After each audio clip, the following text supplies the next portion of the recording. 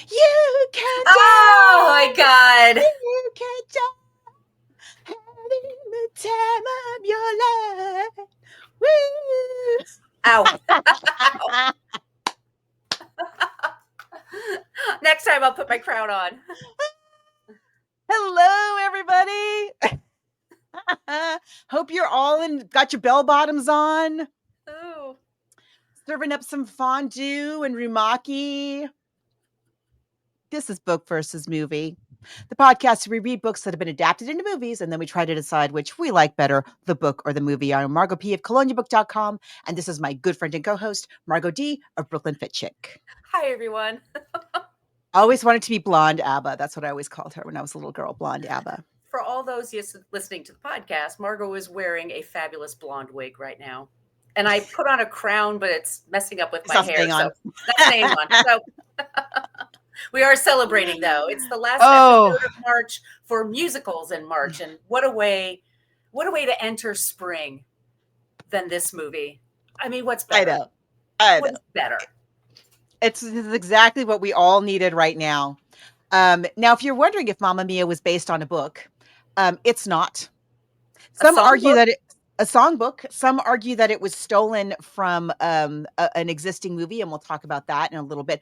Or it was developed into a musical. We could say that technically we're looking at the movie adaptation of the musical, which the script is called the book, and so it counts. Okay, it does count. We need ABBA right now, so just it's fine. But it doesn't break the rules here, because here at Book versus Movie, even though we say book, we try to give you a brand new episode every single week. And that means we actually will consider it really is a movie adaptation. As long as there's some kind of original source that we can point to, whether that's an album or a song or fiction, nonfiction, a magazine article, we will consider it, as long as there's some original source that is inspiring, that has been adapted into a film, and the film is streaming on a major platform, and the source material is something we can easily get our hands on. It's on the table. Now, we are wrapping up musicals in March. Coming up, we have mysteries in May. Some other little fun things we've got planned, and then just our regular programming where we just do movie adaptations. That's what we're going to be doing for all of April. We are constantly looking for new suggestions. So if you have ideas for movie adaptations that we can cover in the future, if you want to meet other listeners of this podcast and interact with us, there's a few places where you could do that on the internet. Be sure to, first of all, if you're listening to the podcast, be sure to subscribe. That way you'll never miss an episode. But just on social media, we do have a basic Facebook page. Be sure to like it. The episodes are posted there right away. But we're much more interactive in our private Facebook group. So you type in Book vs. Movie Podcast group in Facebook and ask to join. We have a couple of posts there that cover all the episodes we've done before, and also all the suggestions that people have in the future. Also, we just talk about books and movies there. It's a nice place to hang out on Facebook. That's the way we like it. That's the way we keep it. Other places are Threads, Instagram, and Blue Sky. And at those places, you spell out book versus and then movie. Once again, just give us those suggestions. And our email, we have an old-timey email, book versus movie podcast @gmail.com. And if you would like some stickers, email us your address, and wherever you are on the planet of Earth, one of us will get those stickers out to you. We both have a stack of them. That's right. And if you really enjoyed the show and would like to help keep us in books and movies, or if you want to see some of our deep cut clips of ABBA that Margot D has dug up, you can also support us on Patreon. Yes, Patreon. For the paid option, we've decided to, because we're doing the show for 10 years now, we have, so we're going 8 years and back to that. We're putting on our Patreon wall. So those of you that sign up there, thank you so much. Recent episodes, Phantom of the Opera, Carmen Jones, Chicago, Oklahoma. Some great episodes. The Bad Seeds on there, Silence of the Lambs. We have some great episodes on our Patreon wall. So all of these, you support us there. Thank you so much. You can also sign up for Patreon for free, because some of these clips, and you'll find out if you're watching on YouTube, they chop them up on us. So the full clips are on Patreon. We also try to post them at other places, but there you go. Patreon, you'll definitely have them. And so all of you that support us, thank you so much. Other ways you can support us, though, is leave a review. Ask for stickers, put them on your laptop, or just tell a friend about the show. That would be totally amazing. So where do we begin? Where do we Begin with ABBA. My God. Like that's our both of us. That's like all of our lives, right? childhood and adolescence, and I was just saying before we got on the air that, so it's in much the same way that I love all things British, my dad, my dear late father, loved all things Scandinavian, and so in the Really? yeah. So in the '70s, he was so into ABBA. So we had all the albums, and I have so many memories, like, to do with my dad, to do with their music. And, I know ABBA Gold backwards and forwards. I know that record so well. And there's a few we'll talk about when we get to the musical. There's a couple of songs in the show that are not on ABBA Gold, but almost all of them, if you want, like, most of the original versions of those songs, just get you ABBA Gold. Hmm. Uh, Everything's either on ABBA Gold or Visitors. But let's talk about the juggernaut. Okay. People do not understand in the US because we're so myopic about our own culture, and Right. once in a while, an act from another country can break through. Usually it's British, of course, or sometimes Australian, but ABBA swept the globe. Amazing. So they were formed officially in 1972. So three of the members are Swedish and one of them is Norwegian. Benny, Frida, Agneta, and Bjorn. And those are, I cannot pronounce the last names. Anderson, I can pronounce, but the other ones I cannot. I'm so sorry. But they were formed, they were two couples, two married couples, and they lived on an island, outside of Sweden. And they were friends and they were all musicians and they became friends and they started writing songs together. And their big break came with the Eurovision Song Contest. And this is a thing Americans don't really have a recognition of. We're so isolated here sometimes. Literally around the globe, everybody loves the Eurovision contest and everybody's really into it. We just don't. It's like the World Cup, but It with is. Or music. March Madness or Yeah. something.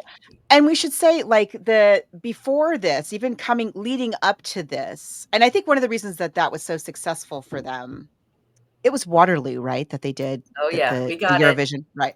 So, but leading up to that, Bjorn and Benny, I always get them mixed up. I Bjorn do and too. Benny, um, worked together. They were all kind of involved in this rock and folk scene that was going on at the time. Bjorn and Benny kind of crossed paths a few times in various groups that they were in. Agneta, who I'm dressed up as today, aka Blonde Ebba, I'm she Frida. she she had a massive hit when she was 18 years old that she had written herself. So she was already like a star by the time she got involved with the guys and Frida. And so they all of this is to say they had much like they're like just think like Swedish Fleetwood Mac. There's They one. had a lot of right. They had a lot of experience playing in different iterations with each other, different groupings, and then they all came together for this one moment in the Eurovision Song Contest, and it was magic. It was just like they were completely prepared for this exact moment. Right. And so that's 1974. So for 2 years, they did have a song called Sing Sing, I think it's called. Mhm. It was their hit. They Uh, wrote in Swedish and they wrote in the their mother tongue. yeah, yeah, Their their song, own language. Imagine and they didn't understand. They had to learn English like on the fly, basically. phonetically. Yeah. Yeah, and so they spelled Mhm. things out phonetically. So their first song was called "Sing Ring Ring." I think it's actually "Ring Ring." Sorry, and Neil Sedaka. They gave the song to Neil Sedaka, and he's the one who wrote out the English version of that song for them to sing. So they were, like Margot said, it was phonetically. So Waterloo, like the way they sing it, I had different lyrics altogether because I had to read it like, oh, they're saying it this way versus that way. The pronunciation. Look, that's way better than my Swedish will ever be. I mean, I'm not judging at all. But they go to Eurovision and they have Waterloo. And the interesting thing about them, and I saw a couple of documentaries about them at Benny and Bjorn, is that they said the thing that they were on this little island outside of Sweden is like it made them separate from the New York and the London scene, or even like Sydney, in Australia, like all these different scenes, like they were just doing their own thing. So they incorporated folk music, they incorporated other instruments that they didn't use, but the most important thing was, of course, the vocalizing. And so you have Agneta and Frida. One of them is a soprano, the other was a mezzo soprano, and they have just these gorgeous voices. My God. And so they had all this different instrumentation. So they were just different. And so that was part of their thing. And also part of their thing was just the wardrobe. Like they just thought like, well, if we're going to be rock stars in the 70s, let's dress like rock stars in the 70s. So they were not going to wear jeans and t-shirts or, you know, prairie get drowned dresses or something like that, you know, like what girls used to do. They were like, let's get dressed up. And so that was just a part of it for them. They just didn't know what other people were wearing or doing. They were just doing their own thing. I want to mention too, it just occurred to me that I know the costumes next level, and we'll play the Waterloo clip in a minute where they're wearing these tunics with the Warhol cats on them and the go-go boots, and it's amazing. But this was also a time, at least here in the U.S. and I'm sure in Europe too, and we've talked about this many times, the era of the variety show, where for some reason, like if you had any kind of an artist, like a John Travolta, say, or the cast of the Brady Bunch, Yeah, who were talented in one area of the arts, like acting, they were suddenly expected to also sing amazing and dance amazing. And they were put through their paces and share, and, you know, just the Mandrell sisters and on and on and on. Liza Well, Minnelli, Goldie Hawn could dance. I mean, she Ben was Vereen. actually, Yes. and they as we'll talk about, and we'll get to this in the movie too, like they're not all amazing singers, and they're certainly not all amazing dancers. And I gotta say, ABBA, like if you watch them, like somebody who's an amazing singer, just because you're a super good musician, doesn't mean you necessarily have a great sense of rhythm in your body and can dance. Right. And they really can't dance. I'm sorry, they cannot.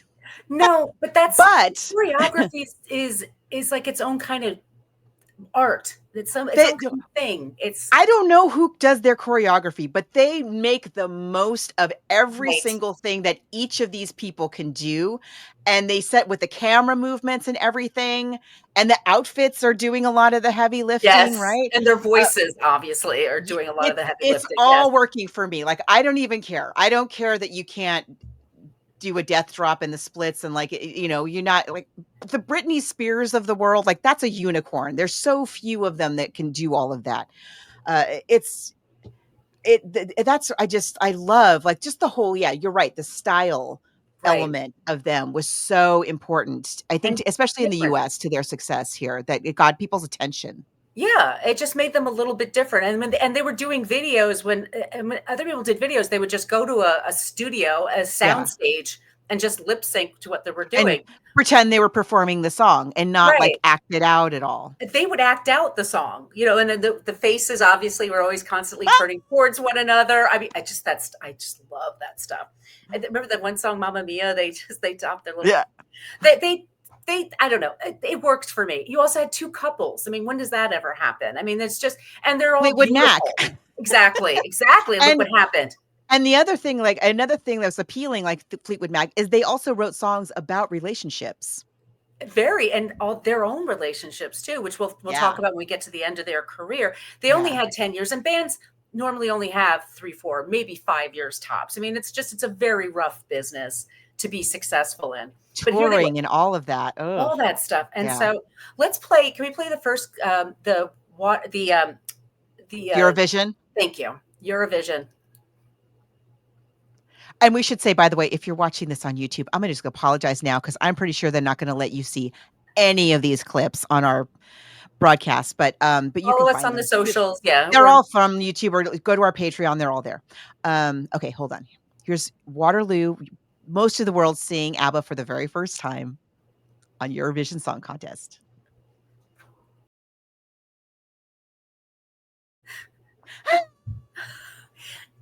I thought they were saying vulnerable. There's some words I've pronounced for years, so that I looked at like, I love it. My destiny. I believe they're the first band from Sweden to not only enter that year, but they won. Oh, Yeah, they of were. course they won. They're I mean, what's ABBA. better than this? I mean, it's so catchy. They just their harmonies and but their choruses and all that stuff is just so interesting. So you could just their voices too are just stunning. And so Yeah. they win, and then it becomes this huge single. And so they just go back to the studio and they just start, they're releasing records and all through the 70s, like every year or so. And they would tour constantly. And they were so popular in certain countries, like in Australia, and all of our Australia listeners will tell us this. There's us, like, once again, I was looking at some documentaries. In Australia, they couldn't leave their hotel. Like they could only go to the gig and then back again because they were that popular there. And I saw a band called Bjorn Again, which is a tribute band from ABBA, and they're from Australia. Oh, the tribute bands. Oh, one of the best concerts Abracadabra. ever. Oh, I love it.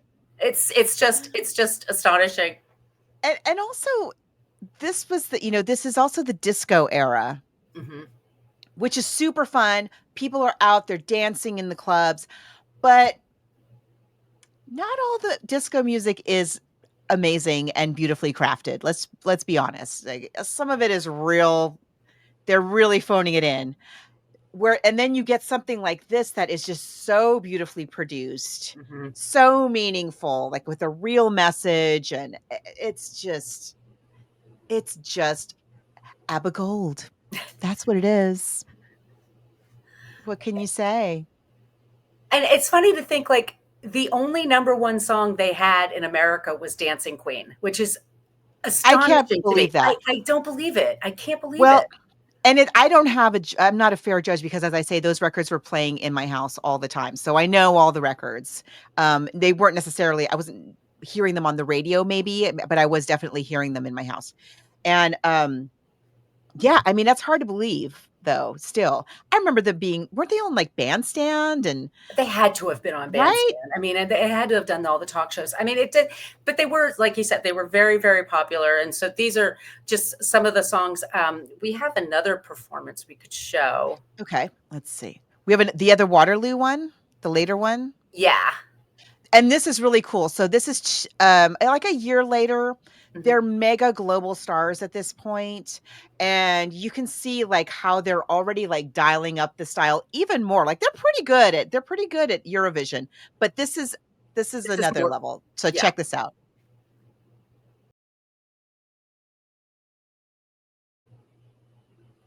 I All day mean, long. All day long. I could watch And that what all day about long. Bjorn's platforms, by the That way, they're in like that this clip? high. They're Yes. like 4 or 5-inch platforms he's wearing there. They were so Amazing. that's like kind of the ABBA that we know. And then when you think about the shows and things later on, there's always like these outlandish costumes. But for them, they're like, well, why wouldn't you do that? You're on stage, you're a pop star. Why not Yeah. just take it all out there? And so yeah, those women are so beautiful, and they're all Oh, so they're so gorgeous. pretty. I mean, ridiculously pretty. So they're recording, and we could list all the songs, but we'll also play a bunch of them. But they're very, very famous. They're very, very popular. And then the marriages, unfortunately, as it probably would. I mean, it's very stressful to Yeah. tour. And they had like an entire crew of people. And what we hear about as artists all the time, like certain bands like Grateful Dead and Taylor Swift, you depend on like over 100 people to help keep you Yeah. going. And so you're Yep. keeping this machine going. Like all those people depend on you for their job. So they were saying, like, Jerry Garcia for the Grateful Dead, one of the many reasons he probably died early was because he pushed himself so hard because they were giving all these people health care and helping them pay their mortgage and stuff. So they had all that. Plus they're super famous planet wide. And then you have to come up with the other thing. Then you go back home and you're on your island and it's really quiet and it's And they have to keep peaceful. creating. Yeah. And then you have to create again.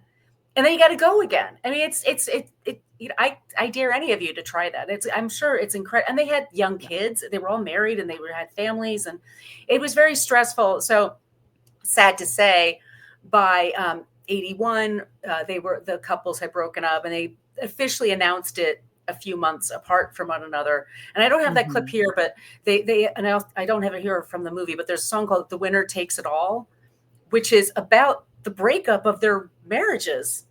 And it's heart-wrenching, and It's very sad. it's very sad, but I don't know what else to do. And a lot of people related to it too, you know? Absolutely. Who hasn't felt like that?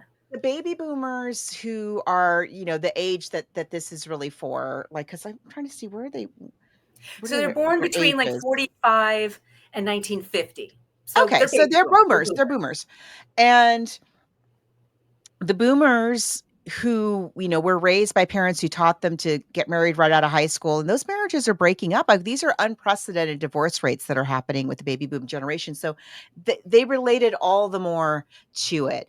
And then on top of all of that, the music landscape is changing a lot. It is now the 80s.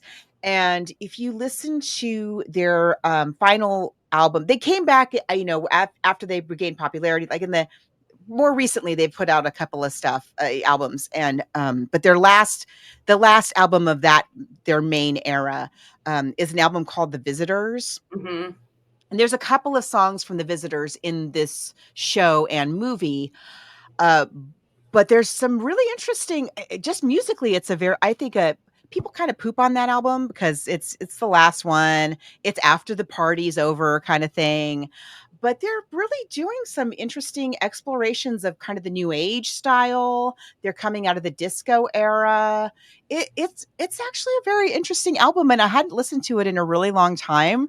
But I got to listen to it again this week. I was like, oh yeah, this is actually pretty cool considering it's 1982, 1981. Oh yeah, yeah. And what's Blondie, the B-52s, Human League, all that kind of stuff coming out of the New Order and Joy Division and all that. It's definitely playing with what's going on in the world. So that leads me to a clip there of Frida. So Frida had a solo album, and Phil Collins produced it. And this is for Phil Collins takes over the 80s, by the way. We may have to, I don't know why I haven't made a movie about Phil Collins songs yet, because there's so probably many. He won't let them, I'm guessing, knowing Phil Collins. Mm-hmm. Yeah. But there's something going on, right? Yes. That's the name of the song. Okay, hold on. Let's play a little bit of that because it is really interesting.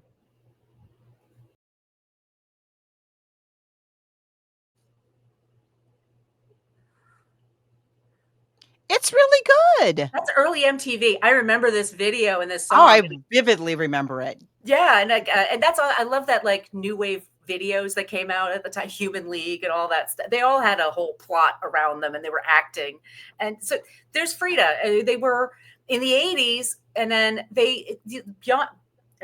Benny and Bjorn, they continue to write together. They're a great power team. So they continue to do this. So ABBA breaks up, and Benny and Bjorn do their own thing. And yet doesn't travel very much. She occasionally goes to things, but it's Frida's the one who's a little bit more out there. But they made more money. It's estimated they've sold between 185 million and 300 million. I'm saying no, it's way more than that. There's no way. Not between the time that it happened and this musical, which I had no idea was how popular it was. I forgot. Same. For 20 years. Yeah.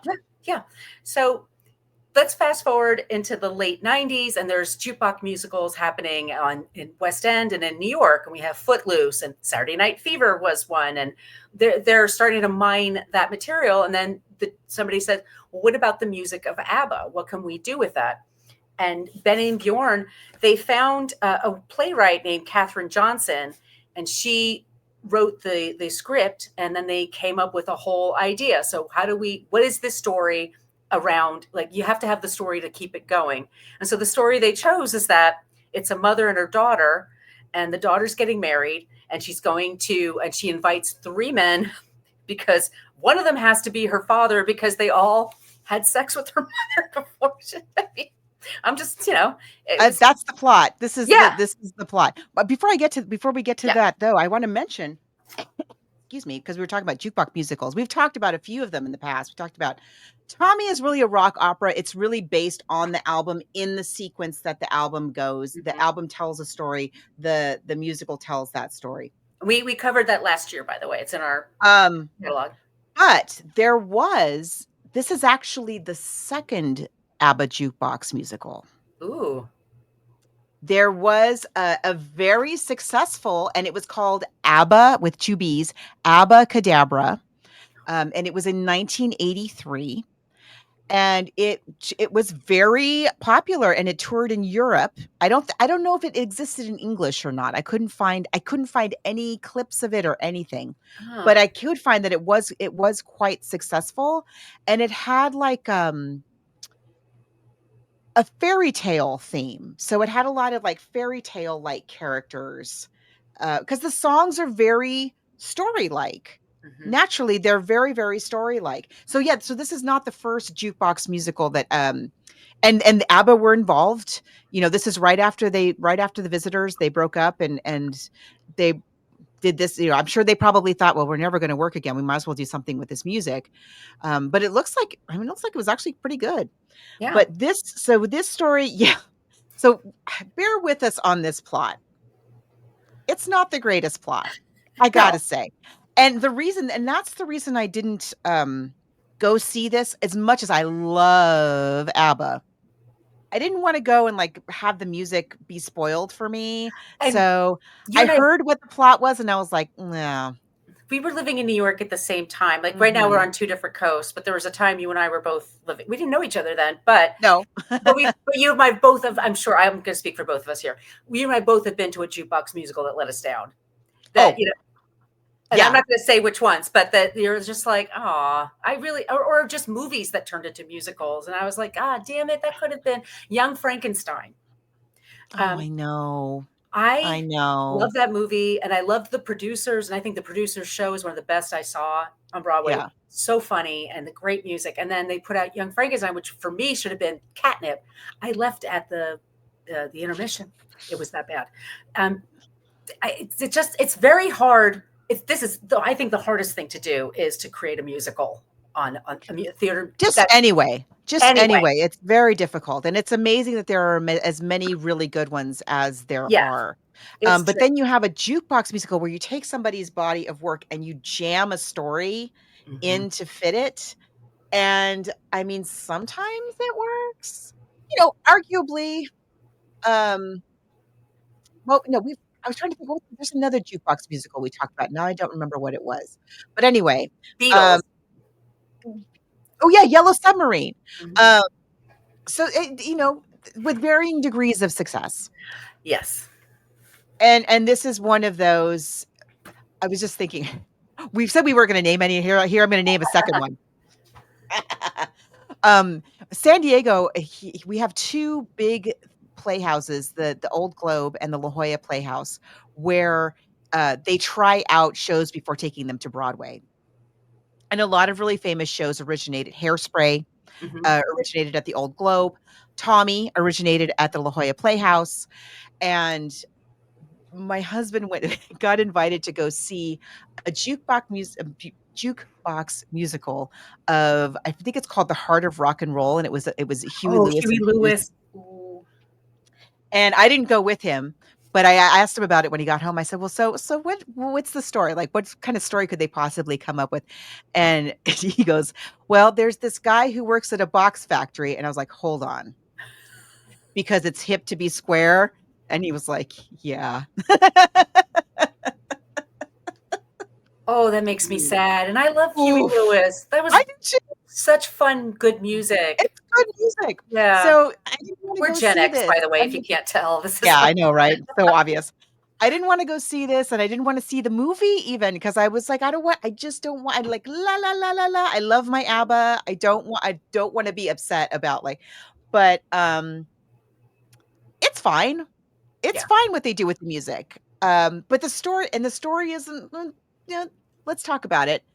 It's not the greatest. We coulda put a little more thought Yeah. into this musical, I feel. I mean, I okay, so we should like I've never seen it either and it originated, by the way, in San Francisco, and then they brought it to New York, and it ran in New York forever. I mean, it was one of the ones like Cats, it's always running there. Wicked is another one that we talked about last week. And I forget where I was going with this. Sorry, guys. Excuse me. Okay, we'll just talk about the plot, because the plot's very simple. Okay. Too simple, perhaps. So, young girl, she's 20. She's getting married. That's way young, guys. She can't even drink legally in the US. The birdcage. Remember the birdcage we talked about? Yes. Same thing. 20 years old. Super young. Yeah. Not in your best decision-making years, is all we're saying. Your brain isn't developed yet. I mean, there's lots. I mean, by the way, both of our parents got married young, excuse me. Oh, and I got married quite young. So she's getting married. We're in Greece for some reason. I don't know why we're in Greece. Why are we in Greece? I don't know. I'm thinking we'll talk about that, because Benny and Bjorn are on an island. So maybe, but I have a theory about that. Okay, but we'll get to that. So we're in Greece. It's fine. It's fine. It's Greece. It's beautiful. I mean, look, I'm not mad at Greece. In the play, the mom is running a tavern. In the movie, it's like a whole hotel kind of resort thing that she's running. But in the play, I think it's just sort of a tavern. And the mom is throwing the daughter, this big single mom is throwing her a big wedding. And the daughter reads the mom's diary. Okay. First of all, finds it. Second of all, reads it. Third, figures out that there's one of 3 men who could be her biological father. So she invites them all to the wedding, thinking that as soon as she sees the one that's her real father, she'll immediately know. And doesn't tell her future husband. Doesn't tell her future husband that she's done this. Red flag. Dude, run. Doesn't tell her mom. She's going to buy a house or something without your permission. I mean, she's going to, or quit her job and do something else. Yeah. Yeah. She's impulsive. Yeah. And secretive. So she invites the 3 of them, doesn't tell, and so the mom just sees the 3 of them there and understandably flips out.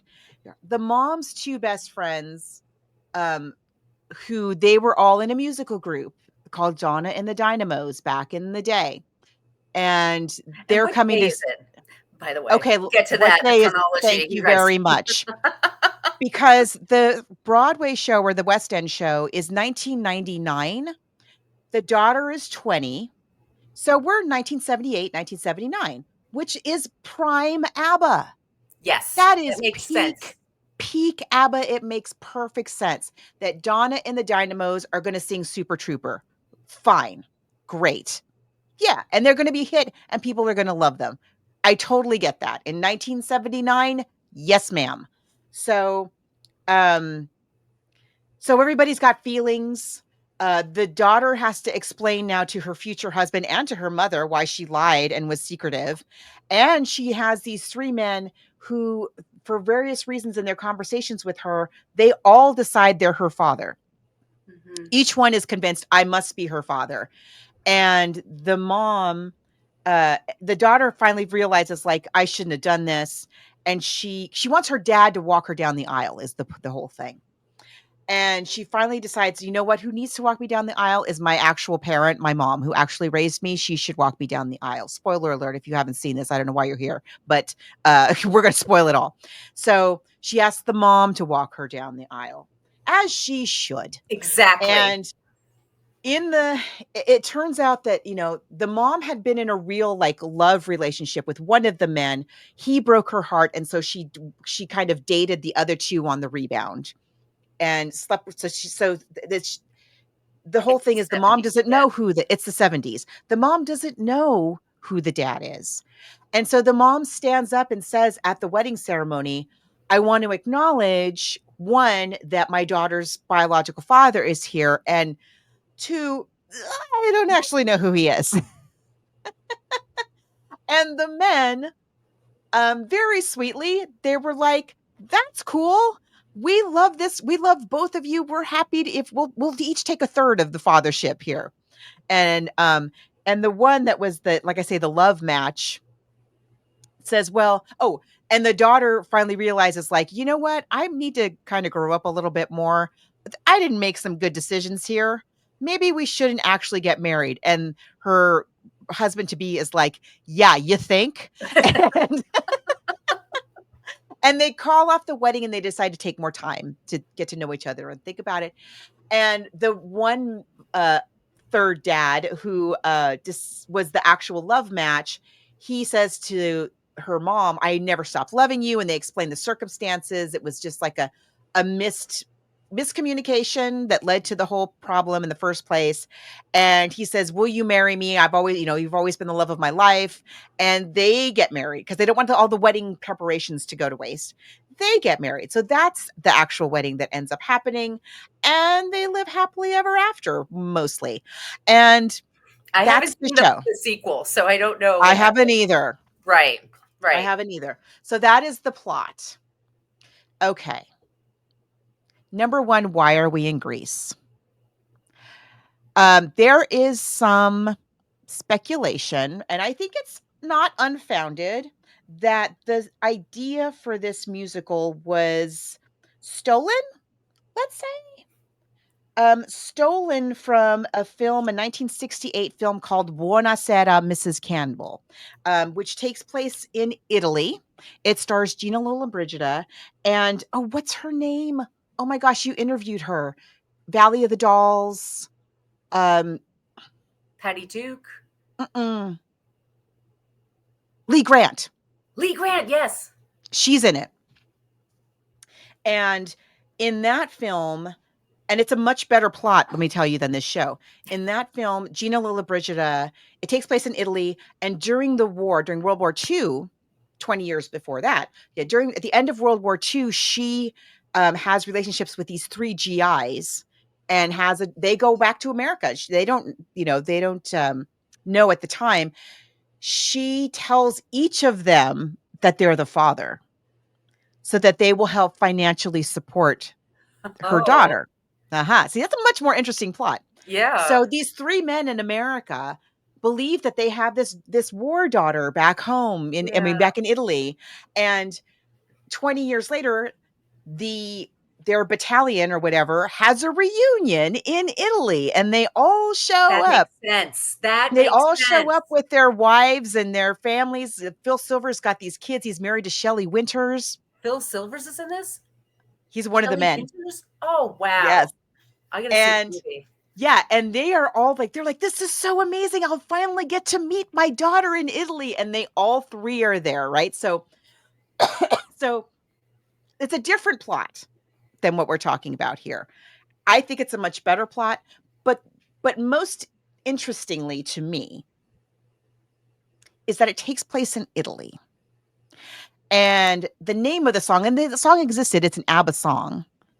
But Mamma Mia, spelled the way that it's spelled in the song, is Italian. That's an Italian expression. M-A with a double M-A, M-A-M-M-A. That's the Italian spelling of mama. If you're spelling it in Spanish, or if you're spelling it in English for Greek, I've been spelling it wrong. M-A-M-A. Yeah. It's M-A-M-M-A. Show notes. I will fix the show notes. So that to me is very interesting, that it's an Italian expression, that song is. And there's no reason, there's no good reason given for it being Greece. We do all kinds of plot gymnastics to make it fit that it's Greece for some reason. But anyway, she's American, but she's American, or she's some, I don't know if she's British. I'm not clear. Right. But in the original show, because it opened in the West End first. Mm-hmm. In the original show, one of the men is American, one of the men is British, and one of the men is Australian. That makes sense because. So that's also different than the film. So there's that. So that's weird. I'm not going to call it a plot hole, but it's a what? Plot hole, though. It's even in 1999, paternity tests exist. Oh, absolutely. Maury's been doing Who's the Father shows at that point. Do you remember My Two Dads? That was Yeah. that. Yeah, because that was just before. There's also she used to say like in the 80s there was the AIDS crisis, so there was a lot of stuff about safe sex. So I don't know if that would work as well as a plot line. Um, I don't know. People were still having sex, of course, but But it was okay, so yeah. But let's say it's 1979. 1979, the 1999 is the show. 20 years before, it's yeah, 1978, 79. This is pre-AIDS. Okay, right, fine. right. That's But that's what I meant. Yeah, nevertheless, I mean, I looked it up. DNA.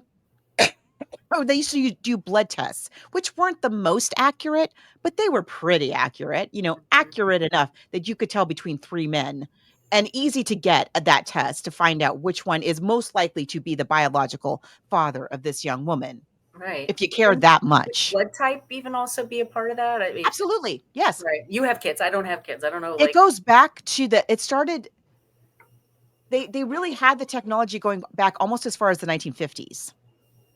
oh, So it was a thing. It's not like you'd be like, well, I guess we'll never know. It was a very easy thing to find out. Nowadays, with Ancestry and all that kind of stuff that we have available, all kinds of people are finding out that they're not related. yes. They're finding out their to- grandfathers had affairs and stuff like that. Ooh. Yeah, yeah, yeah, yeah. So the science was there. That's all I'm saying. And also, the other thing to me is that both, what's the girl's name? What's her name? Sophie. Sophie. Sophia. Both Sophia's mother and her future husband, Sky, are pretty chill with the fact that she really lied and kept secrets from them. Like, they're pretty easygoing about that. Like, I feel like that's kind of a big deal. No? Isn't I it? think I think she's beautiful. She's an only child. I think, she was adored by her mother, probably raised by a whole village of people. And she's just kind of fanciful, and she gets an idea and she just kind of goes with it and she doesn't get yelled at for it. I don't know. I don't know. Yeah, I don't know. I think like We just don't everybody. Yeah. we don't go very deep is what I'm saying, with the character development here at all. You have these three men, like I say, I forget what are their, I know one's an architect. One's an architect. One's a, let's see. One's like a travel adventure guy, the Australian one. Mhm. He's the adventurous one. And the other one, a banker. The British one Okay. is a banker. That's Colin Firth in the movie. That's Colin Firth in the movie. And but like, we don't really learn very much about them. No. Besides that, not really. Like, what was their relationship with them? How did they feel about that? The banker, and then the banker, by the way, when at the end of the musical, when Sam the architect says to her, like, "Oh, I've always loved you. Let's get married." The banker guy is also like, "You're the only woman I've ever loved. I've never been with anybody else." And they were like, "Oh, yeah, too bad about that. I'm going to marry you, Mr. Architect." There's no, what's I, going to happen to this guy? I I don't went, know. I mean, how they ended in the movie, though, I really like. Yes, me too. I thought that was Okay, then, clever and fun. but then you have Donna, the mom's, her two good friends that were in the Dynamos. They show up, and they also have, like, one's rich and one's like real self-sufficient, I guess we'll say. Hmm. They don't have any kind of character development either. And at the end of the show, uh not rich, one of them was married like 3 times. Right. The other one that was never married, she, for some reason, now that we do, just like out of the blue, announces to the Australian adventure guy, like, "I've actually fallen in love with you." Okay. And so she sings "Take a Chance on Me" to him. It's very shoehorned in a lot of places. Uh, but it is amazing music. The songs actually, yeah, tell you more than the plot or the dot lines They of dialogue. really are leaning on these songs to tell this story. By the way, let me say, I think they have beautiful lyricists. I think that The lyrics are beautiful. They beautiful. truly are. Yeah. Yeah. Yeah, they're special. Yeah. So they do. I love the like you said, songs the that they chose. storytelling. Yeah. There wasn't a single song where I thought, why'd they pick this song? You know? And there wasn't also a single, again, I know ABBA Gold, like Same. wake me up in the middle of the night and shake me and ask me like what comes after Waterloo on ABBA Gold, and I will tell you. There was also nothing that I thought, oh, they should have had this song or they should have had that. There's no place in this plot for Fernando. There's just not. No, and I think that's like Sorry. the song. I mean, that's the one that literally gives me goosebumps sometimes I when I'm love listening that to it, song 'cause so it's much. so, I mean, once again, I love that their song. voices are just spectacular, and then just the instrumentation, It's beautiful. the engineering that they do on their records are just. I'm sure they racked and racked their brains to find a way to fit this song in. You know, why didn't you, if you know what, if you had if you put it on a South American island or an island off the coast of Spain or Portugal, Yes. you could have had a Fernando, but okay. Yeah. They had I don't know why we're in Greece. And that's the other thing that makes me mad about this show. It's not a plot hole. It's so we're in Greece. Okay.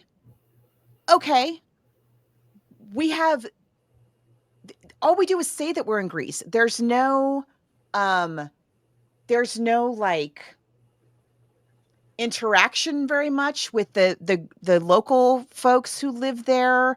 Is Sophia's groom, is he a local? I don't think so. It doesn't seem like he is. His name is Sky. Where did she meet him? Where did she meet him? Mm-hmm. Let alone why are we in Greece in the first place? But like, all we see is the mom ordering the Greek people who work for her around and like, get back to work. And, you know, that we're put in this very rich backdrop of Greece and we're not using it at all. I don't know. I don't get it. But this, I mean, they do a good job with it. They do a good job with the songs. I'm not mad at how they use the songs. Right. At all.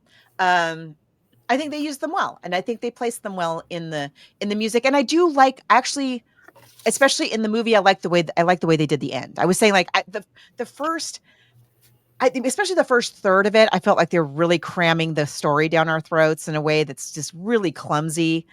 But the last third of it, I really liked. Oh, they really land the plane. It's better as it goes, I think. It does. It does, for sure. It gets better as it goes. Yeah. They're kind of like, let's say about this movie. I mean, it's directed by Philidia. I hope that's pronounce that correct. Philidia Lloyd.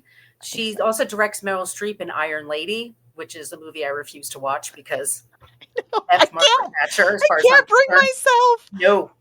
I know she's going to be great. I know she's going to be chilling and give me nightmares, but no, ma'am, no. And it's written once again by Katherine Johnson. So it's based on the 1999 musical. We're in 2008, and they shot it in Greece. I mean, it looks spectacular. If anything wants me to beautiful location. Greece, my God, this movie will do it. I mean, they're tan, they're beautiful. Oh my gosh, everybody is so tan, gorgeous, so tan. Yeah, it's just spectacular. So should we start with the trailer? Let's play this trailer.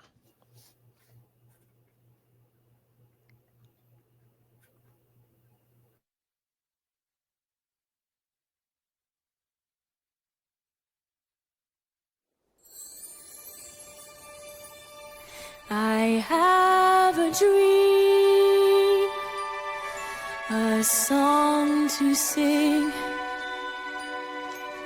to help me cope with anything. We're here for the wedding. You are expecting us. Oh my God, yeah. Yes. Mamma mia, here I go again. My, how can I resist ya? Mamma mia, does it show again? My, just how much I missed ya. Yes, I know. My, I should not have let you go. Mamma mia. You sound like you're having fun already. My, I should not have let you go.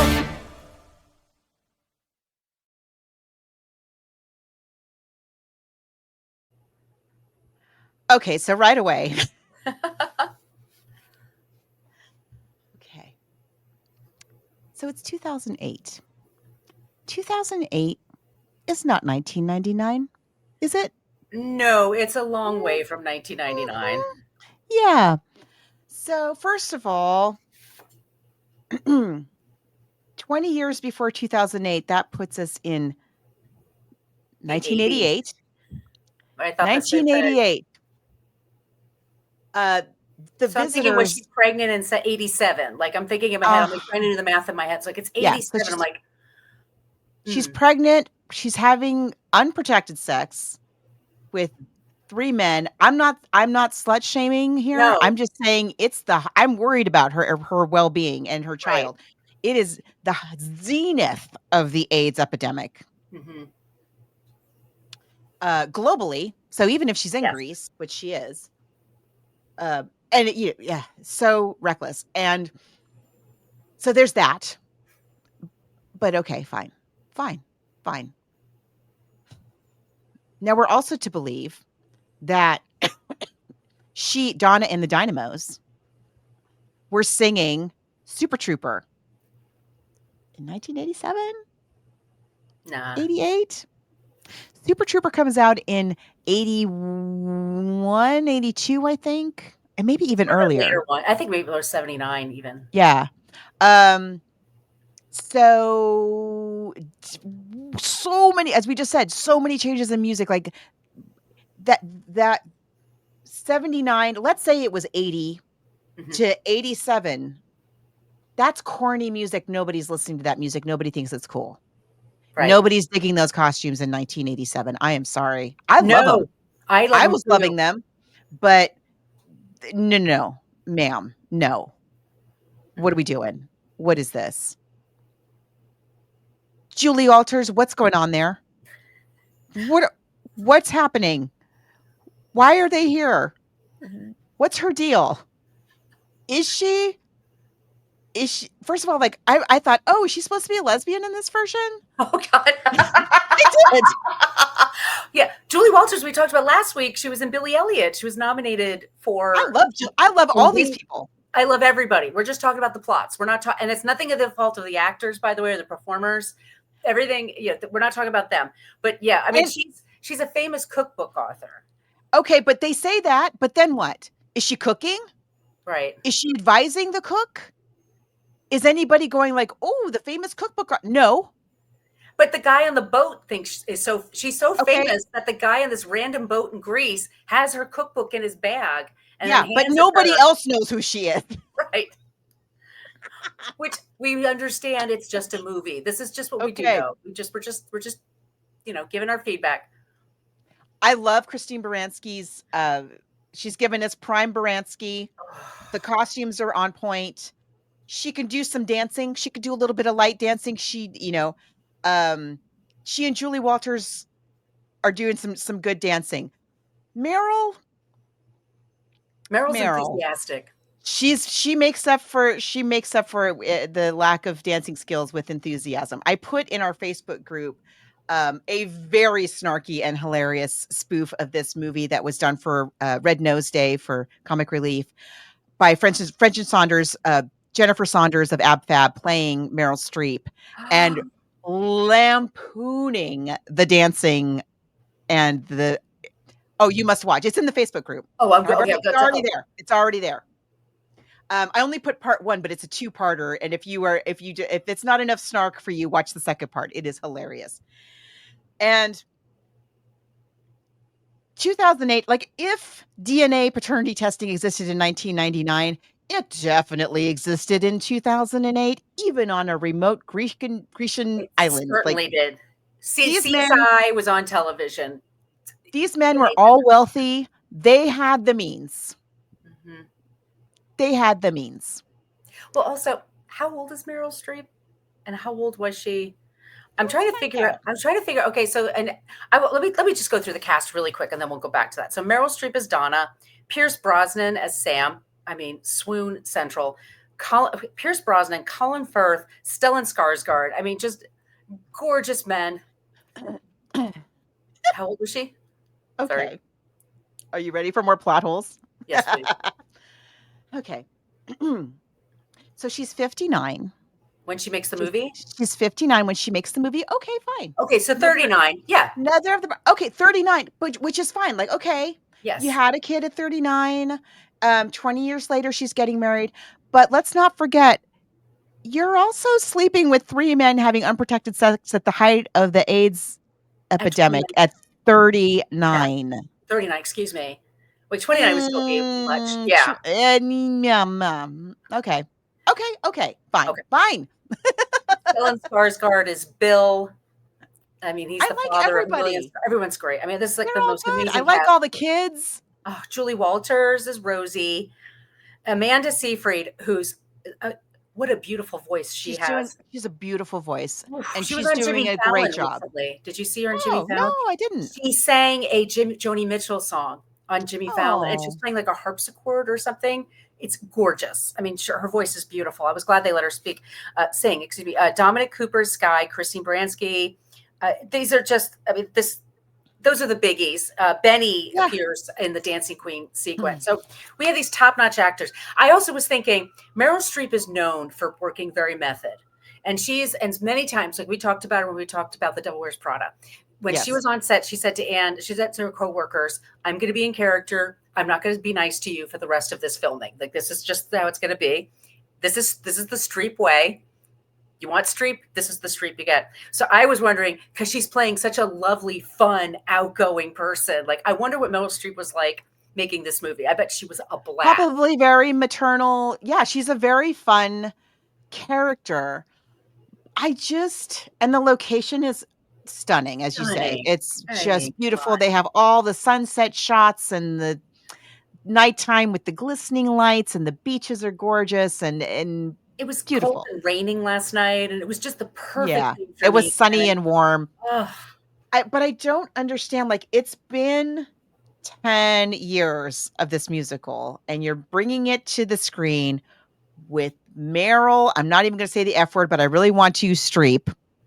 Effing. Yeah. They're effing. Colin Firth. James Darcy. Bond. James Bond is there. Mhm. I feel like we could have invested a little in better dialogue. Yeah. Why did we not take a beat and, like, just re-examine the dialogue? I especially hate, and I'm gonna say hated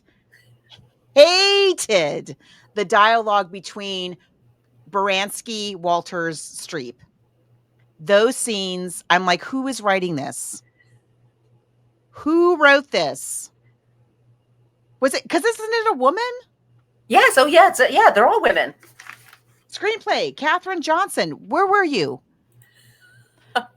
Because I'm telling you, because there's a scene where the 3 men are together. There's a couple scenes where the 3 men are together. Such better dialogue. Yeah. So much more interesting than the 3 women. I'm like, what are you even I think talking about? They're going with the whole 3 women on a vacation thing. Girls on a girls trip. Yeah. Like the Real Housewives. Like, they're just gonna Yeah. woohoo, let's get drunk and let's just have a Okay. party. And yeah, there's an element of that. I guess some people are like that, but there's also just talking. Like, you're my friend. I haven't seen you in 15 years. Like, your kid's grown and getting married. Like, wouldn't there be some, how are you? What's been going on? Like, how is this person and that person? And no, I mean, look, this movie is lighter than air. It's cotton candy. It really is. It's not deep. It's not deep. deep. Nobody's I'm not asking saying it is. the probing questions here, for considering that we're dealing with people's lives. Yes. Whether or not one of these people is her father, her biological father, and they all kind of want to be. And she And never one of told them. They had no idea. And they're not upset at all. Right. None of them have like any kind of anger or like regret. They're fine. Yeah. And once again, Colin Firth, how do you leave Mr. Darcy out in the cold like that? Nobody cares about him. Nobody cares about Mr. Darcy. Justice for Darcy. Justice for Darcy. What are we doing? And I'm sorry, but James, James Bond. I'm not saying I didn't enjoy it. I really did. And I really do love the last third, especially. I think I really enjoyed watching them because they're all really good. They're all pros and they're having fun. Okay.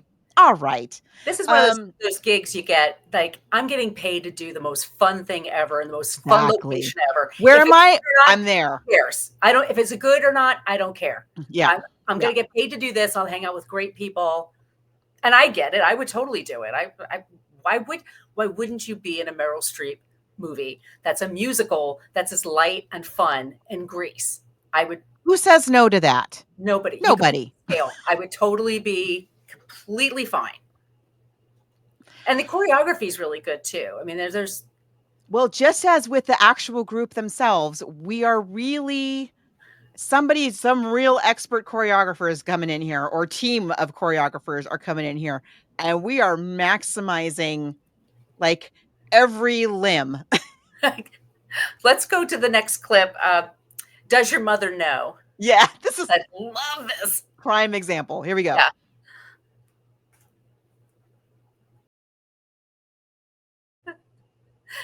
Best number of the movie. Yeah. It's so good. Christine Baranski can do anything as far as I'm Never concerned. misses. Gotta get out of this town. Yes. We talked about a Dolly Parton. We covered a Dolly Parton song to movie, and she's just. I mean, she was also in The Birdcage. Birdcage. Yeah, she can dance. She's very theatrical in her movements. I could see a young man having the hots for her. She's like, it makes You totally buy it. Oh, absolutely. I love it. I love this number. I think it's so well done. And yeah, I mean, and look at the setting. Just so yeah, it's great. Let's go into the other one, which is, and this is something I think more of what we're talking about. So it's Mamma Mia, Mamma Mia, but it's Meryl Streep. So her character finding out these men are there. And this is how they handle it. Yes. Yeah, here we go. I'm just not gonna say anything. We're gonna play it. And I'm sorry again, if you're watching this on YouTube, you could find this clip. It's not that hard.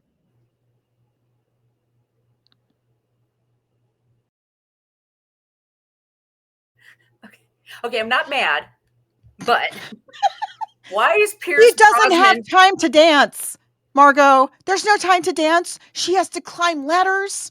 She's losing control. First of all, yeah, Meryl has a great singing voice, by the way. She does. She really does. She's great. She's game. She's having fun. Okay, why is Pierce Brosnan dressed like it's 1969? Who in 1987 looked like that? Nobody. That's anachronistic. I get it. You want to make it a little goofy because I like Colin Firth like that. That looks like that Adam Ant kind of new, new romantic kind of thing. Stellan Skarsgård with those great tattoos. I love the tattoos on his butt cheeks. I thought that was hilarious. But yeah, why is he dressed like that?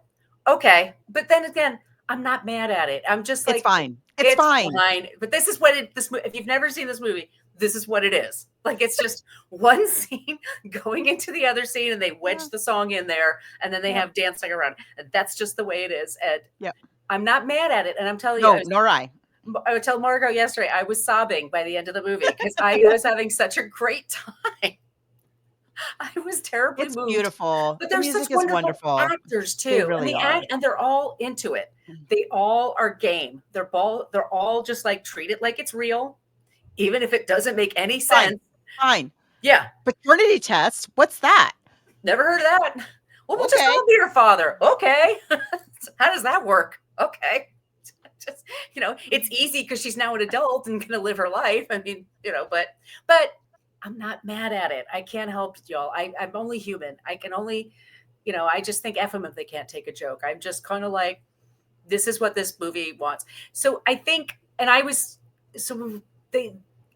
when it gets to the actual wedding itself, and there's a lot of, and I do like Meryl Streep and Pierce Brosnan have a great scene where she's singing The Winner Takes It All. And by the way, that mountain with the lighted steps up to the chapel. It cannot be shot more beautifully. I mean, breathtaking.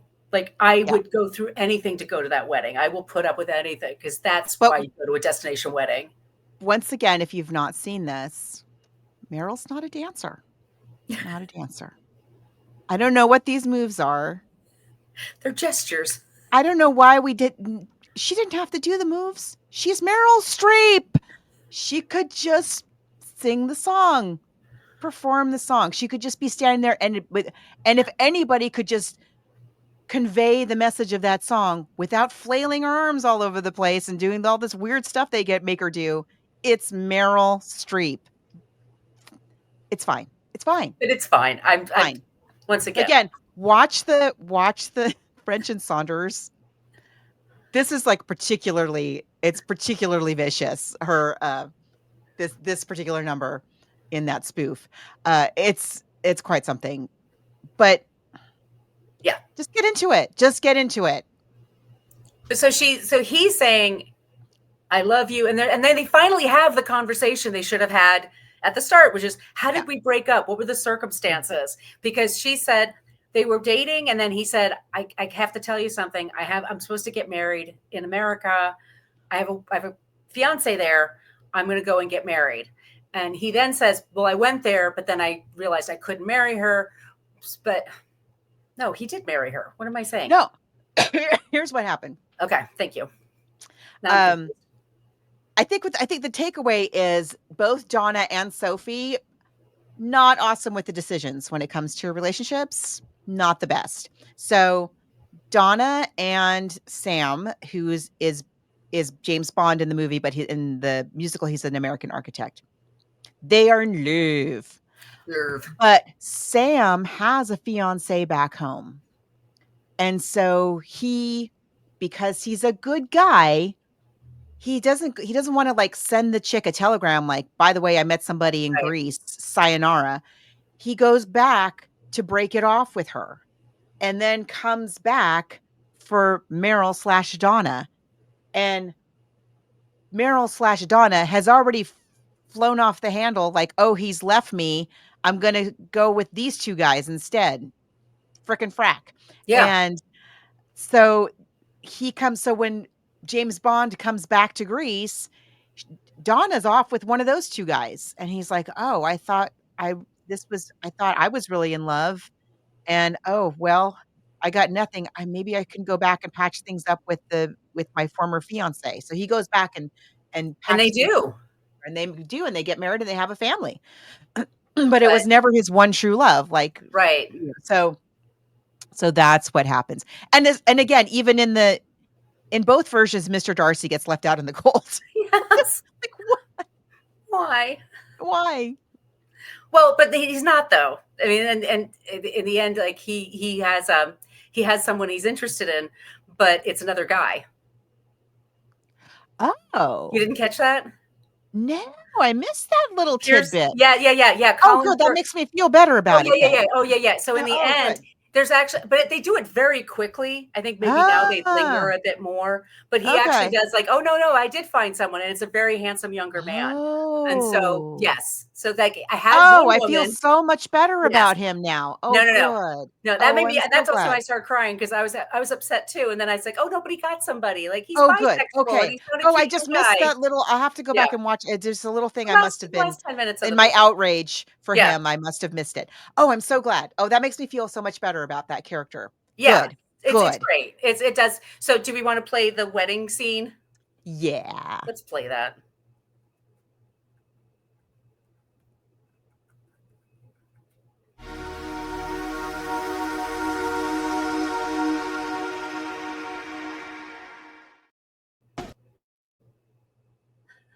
Whoopsie. Hold. That's him. There it is. Yes. Oh, yay. He's cute. Right, gorgeous. Like he's doing well for himself. But he's Mr. Darcy, of course. I know. Okay. Yes, this movie's a mess in a lot of ways. It is. There are problems.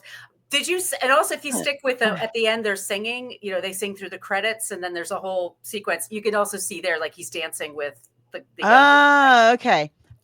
Also in the show, apparently, like, so they do the whole show. They do this whole show. And then there's like a finale, and they do 3 more numbers. Oh my God. Okay.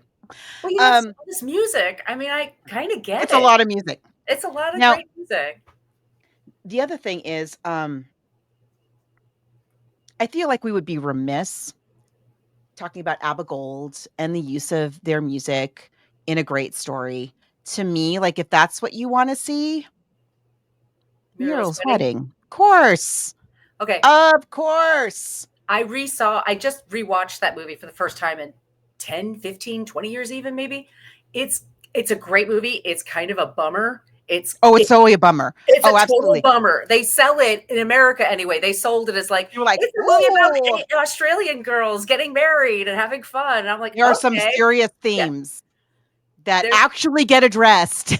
yes. But I think this is I say Muriel's Wedding really helped ignite ABBA again because Oh, once that movie came absolutely. out, they were playing that music all over it, and then all of a sudden it was cool to like ABBA again. It was cool to Yeah. play them Yeah. again, and it's always cool to play ABBA. And I don't know. Occasionally, I meet somebody who's like, "Oh, I hate them." I'm like, "Oh, you're just allergic to You're joy. dead inside. You're dead inside. You have no soul." This is it's fun. It's frothy. It's a confection. I don't know why I was crying. I guess I just was emotional. It was just like, It's you know, just there's so much fun. that's not fun in the world right now. So when something Exactly. is fun and bright and it It's just just, like, exists to such be a that way, relief, it and is. it is. It's and the as you say, like, the it's a hot mess. It is. It is. It's in a beautiful setting. The music is spectacular. You got you I don't wanna see frowns if Christine Baranski is in the room. No frowns Yes. allowed. Sorry, none. They're all No. game. They're all just doing what they're best at. Yeah. And I want to see, I say this, I want to see Amanda Seyfried and Meryl Streep in a drama. I want to see them like as mother and daughter. Oh, They you are totally buy them as mother and daughter. absolutely. I love that scene of them. Like, that's where the thing really kinda pulled me in finally is when that scene when she asked her mom to be the one to walk her down the aisle and she's getting Yeah. her ready, and I go, it's so heartwarming. Especially as a mom, I'm sure you were just like, Oh, I know, I 100% buy them as but also from the like, that's the one thing, like, the beginning, you do buy it right away that they're mother and daughter, and yeah, that this is a single mom, and they've been through a lot. Um, so yeah, I that there's a lot that it's fine. Just watch it. just watch it. It's It's great. fun. If you're looking for escapism, there's nothing better. And it's just the costuming. And at the end of the credit sequence, Meryl and the others, the Donna and the Dynamos, like do their thing, and they're laughing about it. Like you could tell Yeah, they're just goofing and just having a good time. It's just fun. Damn it, that's all it is. yeah, yeah. Music, But not but I'm movie. sorry, Donna and the Dynamos were not singing Super Trooper, unless Donna and the Dynamos were an ABBA tribute band, in which case, yeah. I saw once again Bjorn again, and it was a fantastic show. Like they had it down. It was, yeah, that was like in the early 2000s. I just the music just everybody knows it, everybody gets it. It's so well It's done, super good. executed really well. They're great musicians, they're great singers. The arrangements are incredible. The lyrics are really smart and interesting, and Yeah. they're just it's frothy and confection, but at the same time, it's really well crafted. I don't It know how you do that, but it is, but then they also have they also have songs that are very about very real, like, mhm. relationship issues. It's so good. It's really, really good, and and the music just really I think it just holds up, and, um, They'll be so playing 100 years from now. You'll listen to ABBA okay, music. okay, but the album or this movie? Oh, the album. Yeah. Oh, I'm not that crazy, but will I watch this movie Oh, again? I totally will watch Absolutely. this again. And it's Oh, on yes, Max, by the way. That's how I saw it. So I mean, yes. but I will I turn to this? 100% will watch this again. Yeah. Yeah. And definitely watch like the last part, especially if you missed it the first time about that whole Yeah. Colin Firth thing with the cute. I'm gonna rewatch it. I'm gonna Oof, rewatch it. It's, delish. yeah, I'm so happy about that. Like, I Yes, just I could tell. yeah. Yay. I felt so bad for him. He's Colin Firth. I mean, I even said to you, like Colin Firth. I just put an exclamation point. I'm just have him in all the things. I mean, Can he be in all of our movies, please? Ah. Love it. So that was a super exciting. I keep saying super because it's Super Trooper. We'll play That that was right then. Yeah. a very exciting musicals in March. And now it's time to get back to our regularly scheduled programming. Let's talk about what we're doing next. This is something that's come up for a number of years from our listeners in the Facebook group. One of our most popular genres is film noir. People love film noir. So we're covering The Asphalt Jungle, and it's Sterling Hayden, and it's James Whitmore, Marilyn Monroe, 1950, streaming in a whole bunch of places. And the book is pretty easy to get. And so that's what we're going to be covering next. And we're super excited about it. But as you can tell, we're always looking for ideas. So please reach out to us. All those places I mentioned at the top of the show. Our email, once again, is book_movie_podcast, spelled it all out, at gmail.com. And if you'd like some stickers, just send us your address and we'll drop them one of us will drop them in the mail for you. And Margot, where can they find you? You can find me online at coloniabook.com, and all my social media callouts are at She's Not Your Mama. And where can they find you? I'm at brooklynfitchick.com, and I'm at brooklynfitchick for Threads and Instagram. I'm at Brooklyn Margot for TikTok and Blue Sky. And then YouTube, I always post these on my YouTube. It's at my name, Margot Donahue. Okay, everyone. Thank you so much. We're going to dance our way out of here to Super Trooper because we keep talking about Super Trooper. So we need to play at least some of that. And we'll be back next week with a new episode.